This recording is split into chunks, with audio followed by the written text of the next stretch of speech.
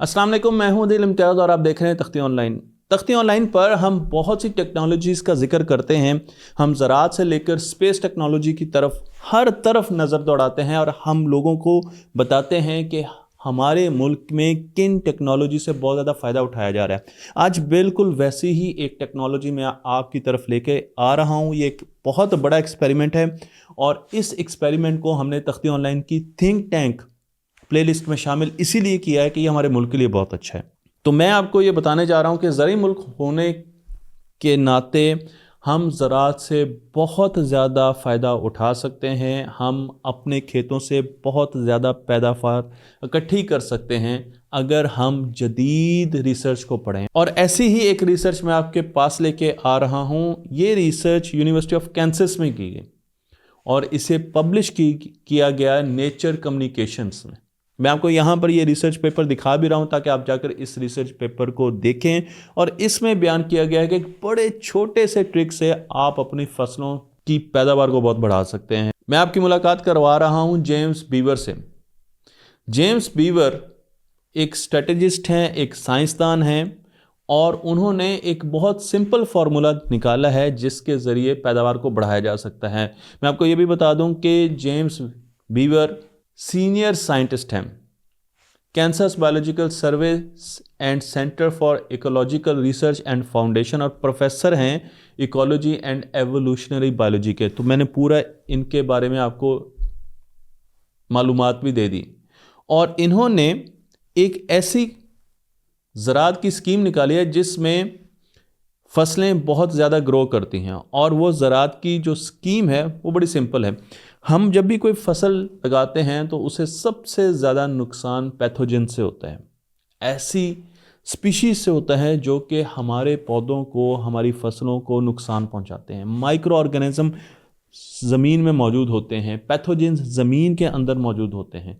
और जब हम फसलें लगाते हैं तो पैथोजन कीड़ों के ज़रिए, इंसेक्ट के ज़रिए हमारी फसलों पर धावा बोल देते हैं। मैं आपको यहाँ पर कुछ पैथोजेंस दिखा रहा हूँ, ऐसे माइक्रो ऑर्गेनिजम्स दिखा रहा हूँ जो कि हमारी फसलों को बहुत ज़्यादा ख़राब करते हैं। तो आप यहाँ पर देख सकते हैं इनमें एक सेल वाले और मल्टी सेलुलर पैथोजेंस मौजूद हैं। इनमें आपको वायरस भी नज़र आ रहे हैं और इसमें आपको फंगाई भी नज़र आ रही है।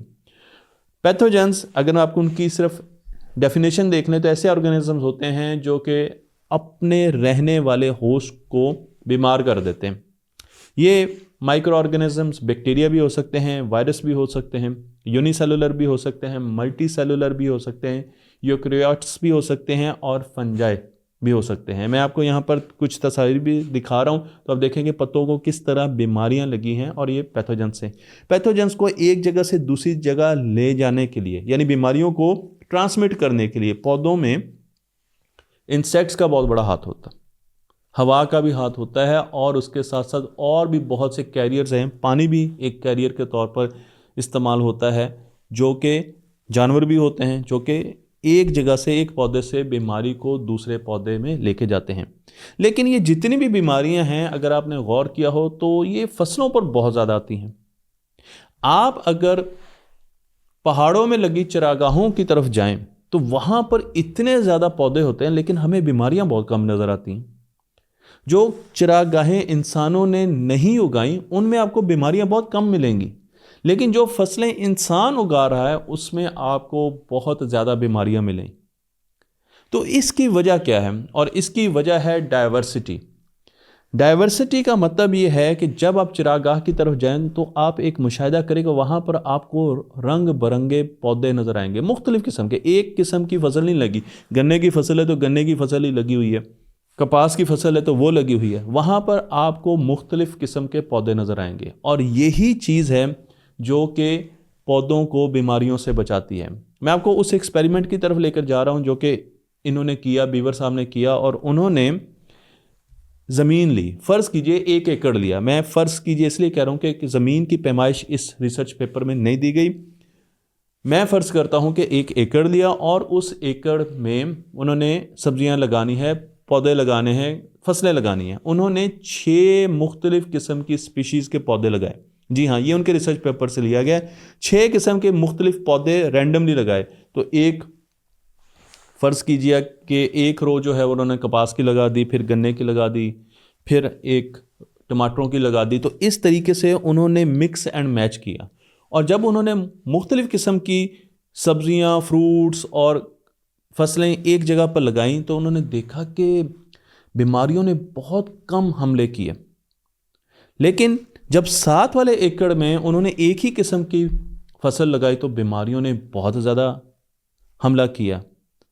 उनकी रिसर्च ने बताया कि जब हम सब्जियों को और फसलों को मिक्स करके लगाते हैं तो हर फसल को एक ख़ास किस्म की फैमिली के पैथोजन ख़राब करते हैं, उस पर अटैक करते हैं, हमलावर होते हैं। गन्ने के पैथोजन हो सकता है कपास को अटैक ना करें, इसलिए जब आप गन्ने के साथ कपास लगाते हैं तो अब वो पैथोजन्स गन्ने को तो अटैक कर सकते हैं, लेकिन उनके लिए फेवरेबल कंडीशन नहीं है। अब वो कपास की तरफ नहीं जा सकते, वो टमाटर की तरफ नहीं जा सकते, वो इर्द गिर्द नहीं जा सकते। और उसके बाद आपने टमाटरों के बाद फिर गन्ना लगाया तो अब पैथोजन को आपने एक किस्म का बैरियर दे दिया, कंट्रोल कर लिया। इसी तरीके से कपास के पैथोजन गन्ने की तरफ नहीं आ सकते।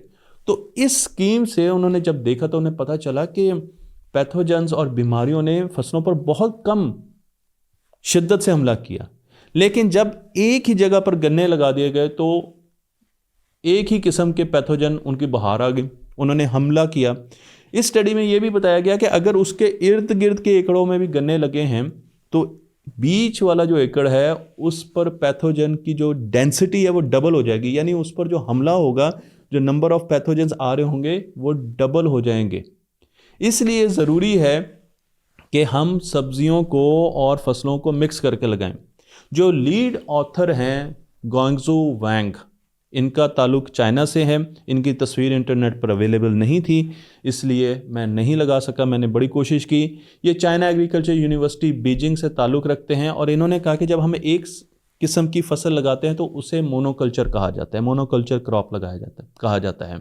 मोनोकल्चर क्रॉप पर पैथोजन बहुत ज़्यादा हमला करते हैं बनिस्बत पॉलीकल्चर। पॉलीकल्चर का मतलब है कि मल्टीकल्चर आपने फसलें लगाई हुई हैं। मोनोकल्चर आता है अमेरिका से। अमेरिका में बड़े ज़मीन के हिस्सों पर एक ही किस्म के पौधे लगाए जाते हैं। आप देखें तो आपको वहाँ पर कॉर्न्स के छलियों के एकड़ों पर एकड़ नज़र आएंगे और वहाँ पर पैथोजन्स बहुत ज़्यादा अटैक करते हैं। लेकिन चाइना इनसे हटकर अब नई तरकीब ला रहा है। एक एकड़ में बहुत ज़्यादा फसलें लगाना मुश्किल भी होता है, टेक्नोलॉजिकल मुश्किल है, क्योंकि आपने मुख्तलिफ़ किस्म के पौधे डालने हैं, फिर उनके पानी के हवाले से उनकी पानी की रिक्वायरमेंट डिफरेंट है, उनको पेस्टिसाइड डिफरेंट चाहिए, उनको खाद डिफरेंट चाहिए। तो ये इतना आसान नहीं है कि आप एक जगह पर बहुत ज़्यादा पौधे लगाएं। इसलिए अमेरिका में क्योंकि इसे बहुत आसान समझा जाता है तो एक ही क्रॉप को ज़्यादा हिस्से में डाला जाता है। चाइना अब इससे मुख्तलिफ काम करने जा रहा है और वो बहुत ज़्यादा रिसर्च कर रहा है कि वो पॉलीकल्चर की तरफ जाए, पौधों को मिक्स करे और लगाए। घर में अगर आपने सब्जियां लगाई हैं तो उनको भी मिक्स करके लगाएं। एक रो भिंडी की लगाएं तो एक शलजम की लगाएं। इस तरीके से आपने मिक्स करके लगानी है तो आपको नज़र आएगा कि बहुत कम अब शिद्दत होगी बीमारियों की जो कि उन पर इफ़ेक्ट करेंगे। तो ये सिर्फ फसलों के लिए नहीं है बल्कि ये घरों के लिए भी है। अब चाइना इस टेक्नोलॉजी पर बहुत ज़्यादा काम कर रहा है। वो अपने गार्डन्स में, अपनी फसलों में, बाहर के इलाकों में हर जगह पर इन चीज़ों को ला रहा है, इस स्कीम को लेकर आ रहा है। और वो तो इस पर भी रिसर्च कर रहा है कि अगर मैं बीच में गन्ना लगाता हूँ तो गन्ने के पैथोजन किस फसल पर सबसे ज़्यादा अटैक कम करते हैं। फ़र्ज़ कीजिए कि गन्ने के पैथोजन कपास पर सबसे कम अटैक करते हैं। मैं फ़र्ज़ कीजिए इसलिए कह रहा हूँ क्योंकि मुझे इसके बारे में पूरा इल्म नहीं है। तो वो कपास आगे लगाएंगे, यानी वो ऐसे पौधे साथ साथ लगाएंगे जिनके पैथोजन की जो फैमिलीज़ है, कॉलोनीज़ है, वो बिल्कुल डिफरेंट हो, ताकि वो बिल्कुल लोकलाइज हो जाएं, उनके बीच में बैरियर्स आ जाएं और वो एक दूसरे की तरफ ना जा सकें और उनको एड ना कर सकें। तो ये वो तरीका है जिससे हम आगे फसलों को काश्त करने जा रहे हैं। हमने पॉलीकल्चर की तरफ जाना है, हमने मोनोकल्चर की तरफ नहीं जाना। मेरी रिक्वेस्ट होगी हमारे एग्रीकल्चर डिपार्टमेंट से, मेरी रिक्वेस्ट होगी उन लोगों से जो कि इन चीज़ों को देखते हैं कि वो लोगों को इसके बारे में आगाही दें। घरों में छोटे छोटे जो हम गार्डनिंग करते हैं उसमें भी इन चीज़ों को लाया जाए। और इसमें स्पेशली जो चैलेंज होगा हमारे लिए वो ये होगा कि एक खेत में अगर ज़्यादा किस्म की फसलें लगी हुई हैं तो उनको पेस्टिसाइड कैसे देना है इसके बारे में मुझे कुछ इल्म नहीं। उनको यूरिया कैसे देनी है या खाद कैसे देनी है, उनको पानी किस तरीके से लगाना है, इस पर फर्दर रिसर्च हम कर सकते हैं। मैं भी देखूंगा इस पर अगर हमें रिसर्च मिलती है। लेकिन ये हमारी गवर्नमेंट का काम है कि वो इन आइडियाज़ को आगे लेकर चले और हमारे मुल्क में जहाँ पर ज़राअत हमारी रीढ़ की हड्डी है, वहाँ पर इस किस्म की बड़ी सिंपल सी टेक्नोलॉजी जिसमें आपको कोई ख़ास पैसा नहीं चाहिए, वसाइल नहीं चाहिए, उनको हम अपना सकें। मुझे उम्मीद है ये वीडियो आपको पसंद आई होगी। तख्ती ऑनलाइन को लाइक कीजिए, शेयर कीजिए और इस इल्म को दूसरों तक पहुंचा दीजिए।